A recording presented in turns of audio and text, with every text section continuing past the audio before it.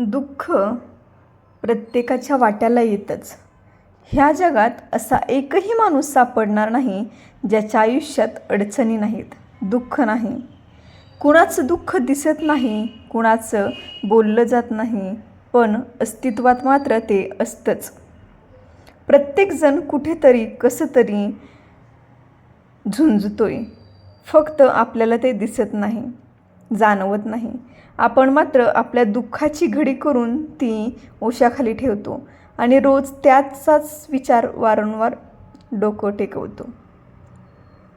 आपल्याला वाटतं आपल्याच आयुष्यात असं का घडतं, पण क्षणभर थांबून जर इतरांच्या कहाण्या ऐकल्या, त्यांची डोळ्यात डोकावलं तर समजतंच आपलं दुःख तर त्यांच्यासमोर फारच छोटं आहे. कधी एकदा वडील स्वतःचं दुखणं लपवून कर्जाच्या ओझ्यात घर चालवतो. कधी कुणी हसतमुख चेहऱ्यामागे इतकं काही दडवून ठेवतो की आपण विचारही करू शकत नाही. पण फरक इतकाच, ते गप्प असतात, शांत राहतात आणि आपण आपलं दुःख कवटाळून बसतो, म्हणून ते मोठं वाटतं. खरं तर दुःखाला कुरवाळत बसण्यापेक्षा त्यातून शिकायचं, नवं काही घडवायचं आणि आयुष्याची मैत्री करायची.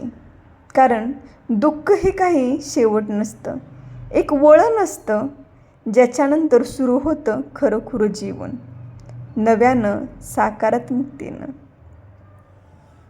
कारण दुःख प्रत्येकाच्या वाट्याला येतंच.